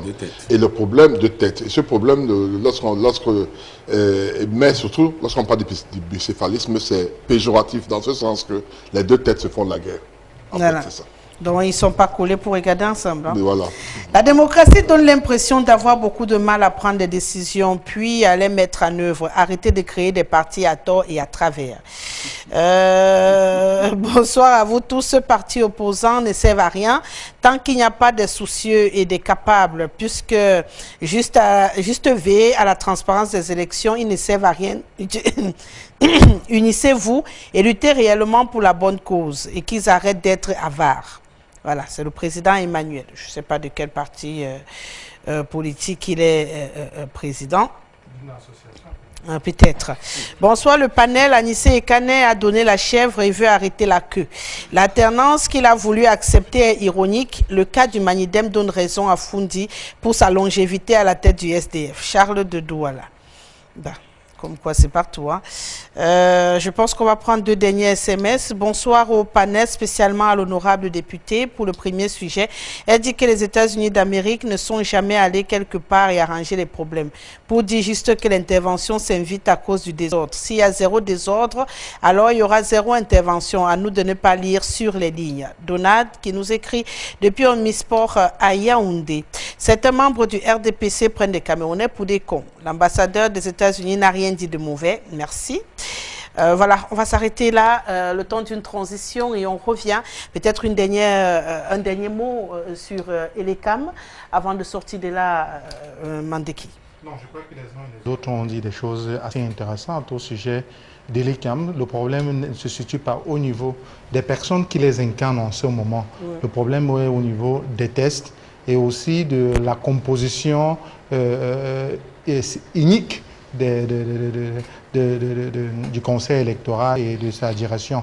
Nous, comme je l'ai dit tout à l'heure, nous en appelons à une décision consensuelle, que les propositions qui sont faites au président de la République puissent être retenues pour quelques-unes, afin que nous ayons à la direction de l'ECAM des hommes et des femmes quand même qui ont fait preuve d'impartialité, qui font preuve d'intégrité et de patriotisme pour notre Cameroun. Mais tel que c'est parti là, vous verrez que plusieurs Camerounais ont du mal à pouvoir s'inscrire déjà sur les listes électorales. Pas parce que c'est pas à cause de M. Essoussé. Non, je dis au niveau des hommes et des femmes qui dirigent l'organe, il faudrait que l'organe en lui-même puisse avoir un minimum de crédibilité. Mais tant que les Camerounais ne feront pas confiance en cet organe-là, il serait difficile, même pour nous les partis politiques, parce que nous sommes sur le terrain. Nous mobilisons les Camerounais. Vous avez couvert nos descentes sur le terrain. C'est difficile pour nous de convaincre les Camerounais et les Camerounaises à s'inscrire sur les listes électorales. Mais maintenant, le discours n'est plus s'inscrit, il va au-delà. Nous demandons aux Camerounais de prendre leurs responsabilités en étant candidats aux différents postes électifs, parce que l'on ne peut être mieux servi que par soi-même. Bon, on va arrêter quand même de prévoir la mort d'Éric Essoussé. Monsieur Kougué. Attends, c'est pas ça pour notre ami Kougué. Aujourd'hui, on prend l'argent même de l'opposition pour nommer nos sénateurs et autres. Mais quand une seule personne le fait, attendez, cette République ne peut pas continuer comme ça. On a vu Monsieur Biya n'a pas acheté le Cameroun. On a vu les gens de l'opposition nommer sénateur tout récemment. Quelle opposition? Du SDF. Non, je regrette. Je regrette. Si un militant du SDF est nommé sénateur, il reçoit, il prend son 8-2 et puis il s'en va. Non, il n'est pas de l'opposition. Il fait partie de la majorité présidentielle. Bon, en attendant, l'UPC est un parti d'opposition. L'UPC est un parti de la majorité présidentielle au même titre que le FSNC, le MDR et l'UNDP. Tous ces gens-là. Quel est même votre problème? Notre problème, c'est que nous ne voulons pas qu'on fraude toutes les élections, on arrache tous les postes, on porte les urnes, on met les caméras dans les salles, et quand derrière on nous dit qu'on nous a donné un sénateur, qu'est-ce qu'on en a à foutre? Nous voulons gagner les élections. Il faut arrêter ce genre de choses. Quel est ce cinéma que les gens font à longueur de journée? Vous a donc donné un non, j'ai donc dit que, pour ce qui nous concerne, aucun militant du SDF ne peut être nommé sénateur dans ce contexte. Ne vous mettez pas en colère. On ne vous a pas donné de sénateur. Oui, on n'en a pas besoin de toute façon. Voilà. Transition, on ouvre le débat.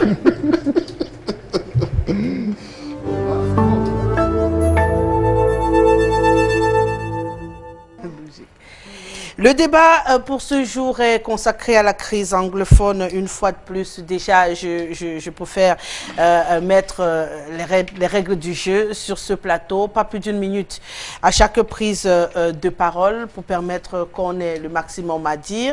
On va éviter des propos injurieux qui peuvent faire mal et augmenter encore les problèmes au Cameroun. On trouvera les mots adaptés pour dire ce qu'on pense sans blesser autrui cet après-midi et surtout, comme je disais tantôt, bref et concis dans nos prises de parole. On a encore enregistré une fusillade à Menka, je suppose que c'est ces images-là qu'on parlait au cours de cette émission, entre les présumés terroristes et les forces de défense et de sécurité. Le ministère de la Défense, d'ailleurs, qui avait fait une sortie pour s'expliquer sur les images terrifiantes qui avaient fait le tour des réseaux sociaux. On rappelle que Menka, c'est dans le nord-ouest du Cameroun, du côté de Santa, dans le département de la Mésame. Des armes et munitions qui avaient été saisies à l'occasion. Et est-ce qu'on s'achemine quand même encore vers la thèse d'une implication externe? Est-ce qu'on peut le penser, puisque là, on en vient déjà à saisir des armes dans ces zones-là, M. Kounié? Oui, mais le problème n'est pas qu'on saisisse des armes. Le problème, c'est comment on y est arrivé. Et on ne va pas refaire. Je préfère, Monsieur Kounié, Monsieur Kounié. Oui, vous voulez que je demande pas oui ou non? J'ai posé une question. Je préfère qu'on avance. On a fait sur ce plateau, vous également, vous avez été invité ici. On a refait l'histoire de cette crise anglophone 1,5 milliard de fois. On ne va pas à chaque fois refaire marche arrière parce qu'on n'avancera jamais. Je préfère qu'on prenne de là où on s'était arrêté la dernière fois dans ce programme et qu'on aille de l'avant. On a pris, j'ai dit, il y a eu une nouvelle fusillade. Je préfère encadrer pour que je sais. La crise anglophone, c'est un problème qui touche tout le monde et qui suscite beaucoup de passion. Mais en même temps, on ne va pas élargir à un degré où on n'avancera pas. Permettez, si vous pouvez. Allons-y donc. Je demandais tantôt si le fait qu'on ait également saisi des armes du côté de Menka ne peut pas multiplier encore plus la thèse d'une implication externe. On en parlait tout à l'heure avec les États-Unis. Ça va certainement multiplier, puisque hier, le 1er juin, l'ambassadeur des États-Unis à l'ONU, qui est, a fait des recommandations au Cameroun, en demandant au Cameroun de mener des enquêtes crédibles sur les massacres, des enquêtes crédibles sur ces massacres. De mener des enquêtes, c'est-à-dire de mener des enquêtes et que les résultats soient connus. Bien sûr, j'ai lu ce document encore ce matin. Et elle a exigé également la libération des détenus parce qu'il est absolument incompréhensible qu'on soit dans une situation qu'on veut régler et que des gens soient arrêtés, emprisonnés depuis plus de 4 mois et qui n'aient eu la visite ni de leurs parents, ni de leurs avocats. Quel que soit ce qu'ils aient fait, je crois que nous avons un avocat à côté de nous. Quand ils sont mis dans ces conditions-là, il y a un problème de droits de l'homme qui s'impose. Donc, il y a beaucoup de situations qui font que si les enquêtes ne sont pas crédibles, si les gens ne sont pas libérés, si le gouvernement n'arrive pas à nous démontrer qu'il y a une réduction, n'est-ce pas, c'est-à-dire qu'il y a une décroissance de cette situation dans le nord-ouest et le sud-ouest, l'intervention étrangère sera fatalement nécessaire. Donc, ce qui était prédit depuis le début, Mandeki, qu'on avait une force externe qui manipulait un tout petit peu certaines personnes dans cette zone-là du Cameroun, se confirme aujourd'hui. Ben, il faudrait déjà noter que l'AFPI s'incline devant la dépouille des victimes civiles et militaires et adresse ses sincères condoléances aux différentes familles parce que c'est très très difficile. Peut-être que certains n'ont pas perdu des amis, des membres de leur famille, il est difficile de se mettre à la place des personnes-là qui ont perdu des êtres chers. C'est très très difficile. Et nous demandons que les armes cessent de crépiter, que ce soit du côté des militaires ou alors du côté des civils, parce que les Camerounais ont déjà versé beaucoup de sang pour les différentes luttes, qu'elles soient des luttes d'indépendance ou des luttes socio-économiques. Donc aujourd'hui, nous n'avons plus besoin de verser du sang pour réclamer nos droits. Ce que nous disons, c'est que nous réitérons un certain nombre de choses que nous avons dites il y a très longtemps, notamment la concertation et le dialogue. Et vous savez très bien qu'on ne peut pas dialoguer avec des armes à main. Il faudrait très bien que nos gouvernants tendent la main aux différents corps sociaux dans les zones anglophones, afin qu'un cessez-le-feu d'abord puisse être arrêté et que des discussions soient menées et qu'on puisse écouter ceux qui font dans la revendication, que ce soit une revendication armée ou bien verbale. Il faudrait que les concertations soient menées. Et aussi, nous appelons à la mise sur pied d'une commission internationale d'enquête, parce que vous savez très bien que les commissions sur le plan national ont montré leurs limites. Nous n'avons jamais eu Une fois de plus, on a besoin de l'extérieur. Non, je veux dire que nous avons besoin des partenaires. Souvenez-vous que dans le conflit qui a opposé le Cameroun et le Nigeria, notamment dans la presqu'île de Bakassi, le gouvernement du Cameroun avait fait appel à l'ONU. Et l'ONU avait envoyé des émissaires pour pouvoir faciliter la résolution, de ce problème. Mais dans tout le monde entier, lorsqu'il y a des conflits même des conflits interethniques, on peut faire appel à certaines forces extérieures à condition que celles-ci aient la capacité de pouvoir apporter des solutions efficientes. Et nous appelons à la mise sur pied d'une commission internationale d'enquête.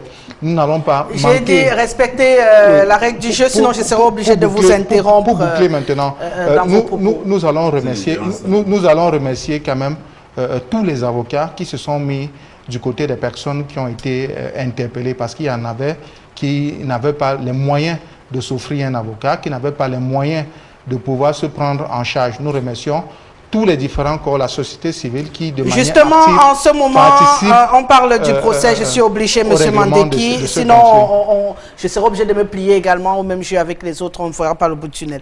Le procès contre certains leaders, justement, anglophones a finalement connu un terme. L'activiste Bibixi Moncho a été condamné par le tribunal militaire maître à Yaoundé, à soit 15 ans de prison ferme, reconnu coupable d'actes de terrorisme et d'hostilité contre la patrie, sécession, révolution et insurrection. Il y avait 5 autres prévenus jugés en même temps qui ont écopé de 10 à 15 ans. Il y a un qui a été acquitté. Bien entendu, ils vont verser également des frais de procédure et des amendes. Est-ce que ces condamnations ne vont pas encore jeter un peu d'huile dans ce conflit? Madame, je vais vous surprendre. Je crois qu'on est vers la fin du conflit. Aussi bête que cela puisse paraître, on est vers la fin du conflit. Pourquoi? Souvenez-vous, en 1990, lorsqu'il y a eu les 6 morts de Bamenda piétinés par balle, vous vous souvenez très bien. Bien sûr. C'est ça qui a porté le multipartisme au Cameroun. Parce qu'il y a eu du sang. Parce qu'il y a eu de la révolte résultant du sang. L'histoire de Menka, aujourd'hui, a eu des conséquences. Vous avez suivi l'ambassadrice des États-Unis aux Nations Unies qui en a parlé. Aujourd'hui, sur RFI, on ne parlait que de ça, de l'histoire du Cameroun, du programme Biya et autres, de la répression au niveau du Nord-Ouest et de Menka. C'est-à-dire, aujourd'hui, on reprochait à la France le fait qu'elle n'intervienne pas, elle ne parle pas du Cameroun, alors que dernièrement, le président Macron a fait, dans son mot, dans son intervention à l'occasion du 20 mai, a évité de parler de ce problème du Nord-Ouest et du Ouest. On expliquait par le fait que comme c'est un francophone, nous sommes la partie la plus concernée francophone, donc ça commence à créer, je vais parler des révoltes, une prise de conscience à l'extérieur. Tout à l'heure, à l'entame de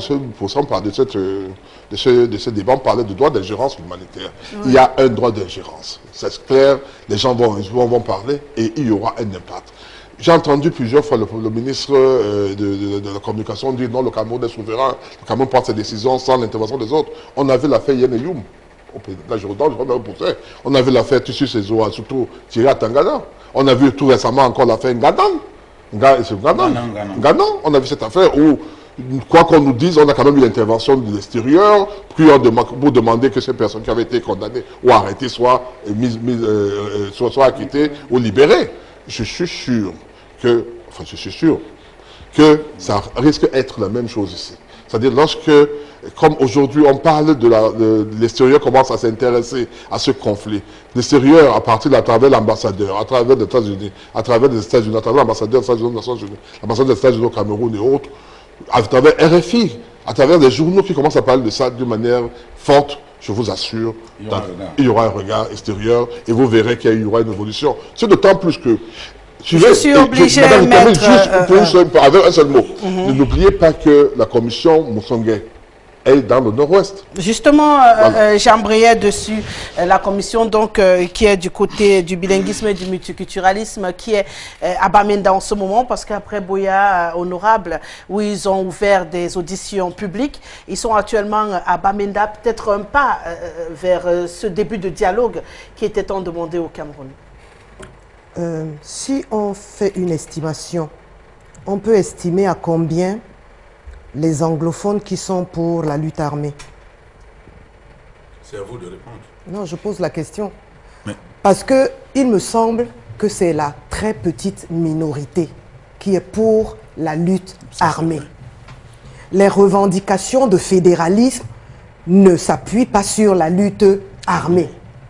Même si certains disent que bon, si la casserole chauffe très bien, en soulevant, je peux ramasser mon morceau de viande et me retrouver dans, il botte en touche. Bon. Ouais. Mais je suis persuadée que la très très grande majorité des anglophones n'est pas pour la lutte armée. Surtout que cette lutte armée asymétrique est vilaine. Elle est vilaine pourquoi? Parce qu'effectivement, elle entraîne des abus de toutes sortes. Quand on poursuit quelqu'un qui a commis un acte... disons au Parc des Princes, et qui court et qui vient se réfugier ici autour de cette table. On nous demande s'il était là. Comme c'est mon frère, je dis oui, il était là. Alors qu'on l'a vu courir pour venir se réfugier dans la case. Et quand on commence à nous malmener, nous tous, pour nous faire parler, ça devient un problème de droits de l'homme. Donc la lutte armée est vicieuse, elle est vilaine, elle est, j'allais dire, elle n'est pas bonne. Elle est insoutenable. Elle est insoutenable parce que les civils, ils prennent le plein pot. Donc pour moi, je pense qu'il fallait d'abord que de l'entame, c'est aux Nations Unies, à l'ONU, qu'on commence par condamner ces personnes qui ont pris les armes. Parce qu'aucun pays ne doit tolérer la lutte armée. Elle déstabilise, elle déstructure, elle rend le pays... j'allais dire pauvre. Pour quelle raison est-ce qu'on ne commence pas, quand on prend la parole concernant le Cameroun, à condamner ce groupuscule qui a pris les armes? Parce qu'une fois qu'on a fini de le dire, maintenant, effectivement, le reste peut aussi se dire. Mais généralement, on commence par la condamnation de l'État du Cameroun qui fait des exactions. Je trouve ça inéquitable. Maintenant, pour conclure, je dirais qu'on a tous intérêt à lutter pour que cette guerre s'arrête. Elle ne profite à personne, en réalité. D'autant plus qu'on sait que cette Ambazonie ne naîtra pas. En tout cas, si elle doit naître, ce n'est pas demain. Donc, concentrons-nous sur le processus démocratique, les élections. Battons-nous pour qu'il y ait le maximum de consensus autour de, comment on appelle ça, autour de ces élections. Le code électoral. Le code électoral. Battons-nous pour des choses qui vont vers la vie, pas celles qui apportent la mort. Donc, pour moi, en tant que militante du RDPC et surtout femme camerounaise, cette guerre-là, nous devons l'arrêter. Et je demande aux sécessionnistes de faire taire les armes. Une fois que les armes sont tues, maintenant nous tous nous regardons vers Paul Biya pour lui dire que bon, ça va. Les enfants ont essayé de montrer les muscles, bon, ça n'a même pas donné. Maintenant, fais ce que tu dois faire en tant que le père de cette nation pour que les équilibres soient retrouvés. Mais on ne peut pas demander que ceux qui ont agressé soient en même temps ceux qu'on pouponne, qu'on caresse, Non, ce sont nos enfants, mais ils ont pris des risques qui sont des risques difficiles pour tout le pays. Voilà.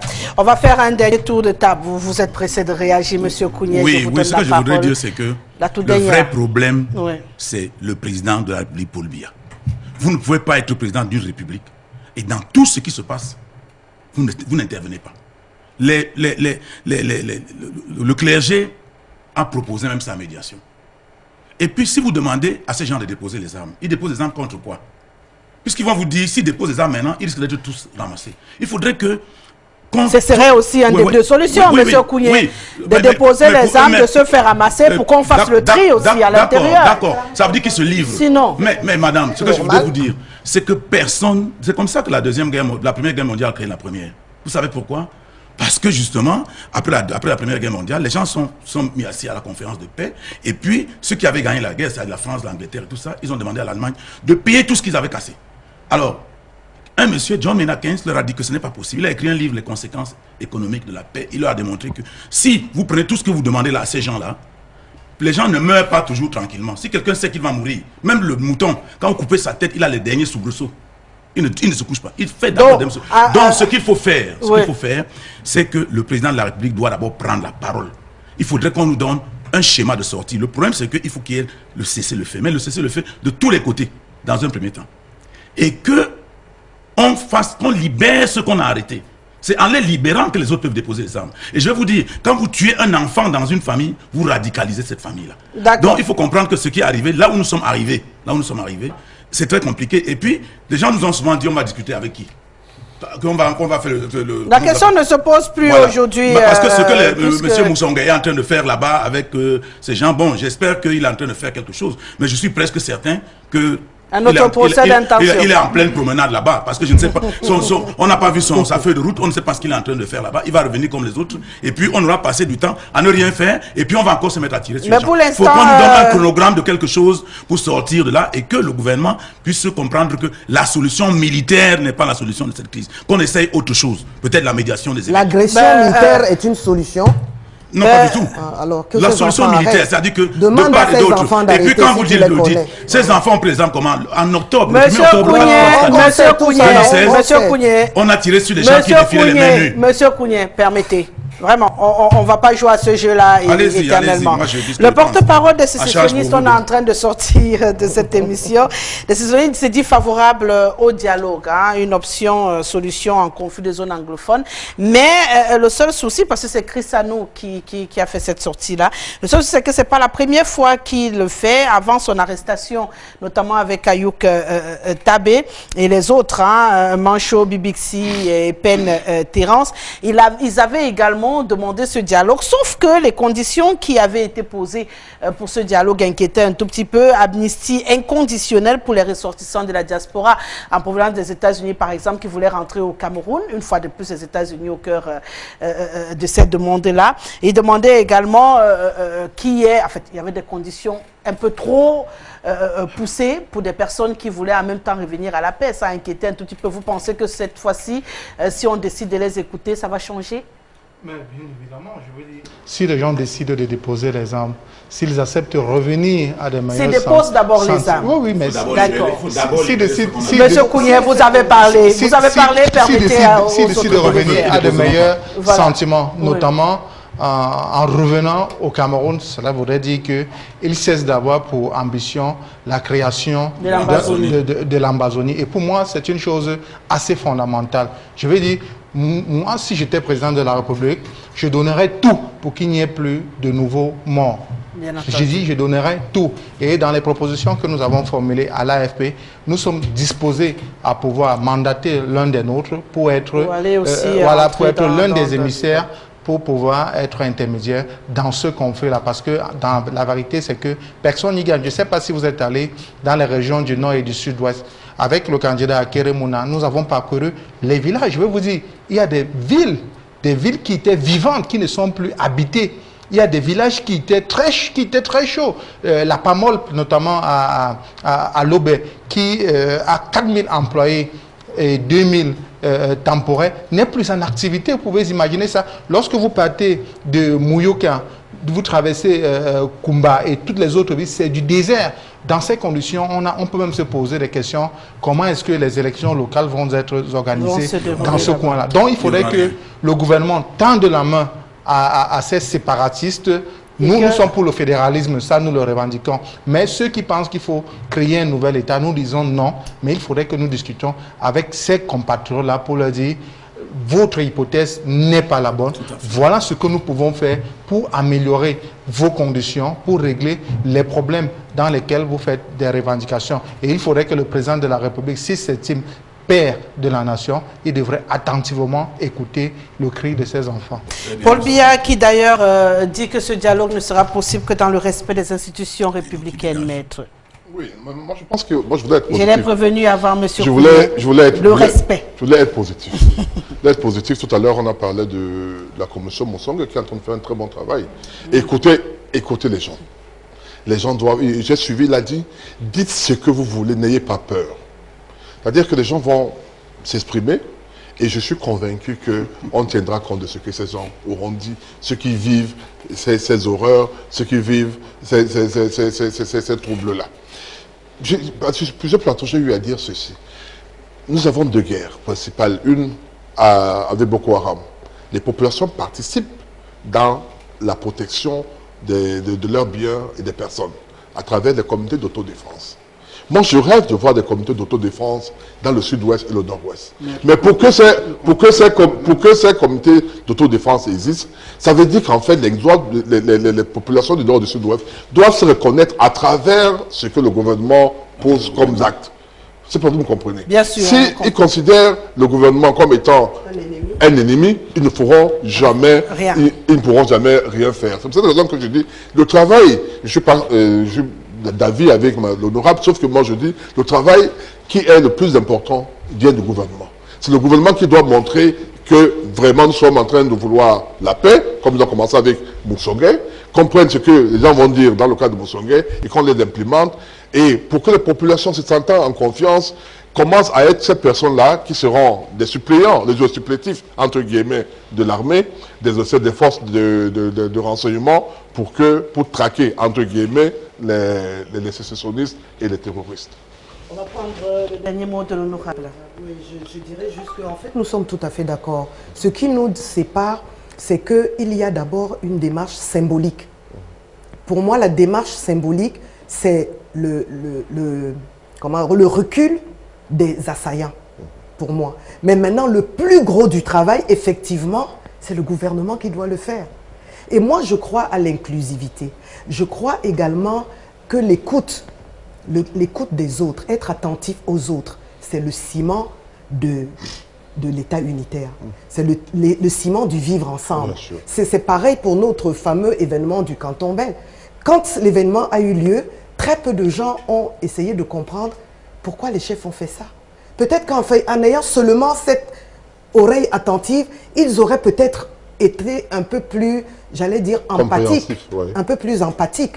Mais les gens ne prennent pas le temps de s'écouter. Et je suis aussi d'accord avec lui pour dire que ce n'est pas parce que les assaillants, les sécessionnistes, ont mené cet acte malheureux, la prise des armes contre leur propre pays, qu'il faut absolument les exclure, parce qu'on les mettra où? Ils resteront des Camerounais. Et il faudra bien qu'on continue à vivre ensemble et à cheminer ensemble, chacun avec ses opinions et en préservant l'opinion majoritaire. Mais même quand on est une majorité, on est à l'écoute de la minorité. Parce que si on n'est pas à l'écoute de la minorité, justement, on ne voit pas quand les foyers commencent à se former. Voilà. Merci beaucoup, honorable. On va sortir de cette émission, on leur rend hommage, 2 ou 3 SMS. Une opposition qui passe 30 ans à pleurnicher sur les plateaux de télé, cache mal leur faiblesse. Quand on peint en noir tout ce que fait le pouvoir, on perd en crédibilité. Par ailleurs, le Cameroun n'a pas d'injonction à recevoir d'un ambassadeur, fut-il des États-Unis à l'ONU. L'ambassadeur du Cameroun aux USA peut-il demander à Trump de libérer les prisonniers de Guantanamo? La question est posée. D'accord avec l'honorable Bell, quand on fait des réclamations, on a besoin de casse. On n'a pas besoin de casse ni de tueries. Donc, il faut déposer les armes. Les Camerounais en souffrent. Le Camer est assez mûr pour gérer ces problèmes. Laissez-nous, c'est Watson qui le dit. Qui combattons-nous actuellement? Séparatistes, sécessionnistes ou bandes armées? La question est posée. Bonsoir à vous. Les chefs Douala se comportent comme Ekane et Anissé, c'est-à-dire détruisent s'ils ne sont pas à la tête. C'est Zachary qui le dit. Tant que la Constitution, ça vient de partout, hein, il faut bien. La démocratie donne, tant que la Constitution sera toujours piétinée dans ce pays, tout ce qui suivra sera vain. On va donc s'arrêter là. Toutes nos excuses pour les autres SMS qui n'ont pas été lus. Vous l'avez compris, on a eu des petits soucis au cours de cette émission. Merci à la réalisation qui a permis ce prolongement. Une édition encore réalisée par Jean-Martin Kemfak. Merci à Eyoum et à Roméo Nemangou pour les cadrages. Et merci à vous d'avoir honoré cette autre édition de Tout Azimut. Honorable Marlise Douala-Bell, également Monsieur Marcus Mandeki. On était en compagnie de Maître Joseph-Claude Biliga et bien sûr d'Emmanuel Kougné. Au plaisir de vous retrouver samedi prochain pour un autre numéro de Tout Azimut. Restez sur LTM. Au revoir.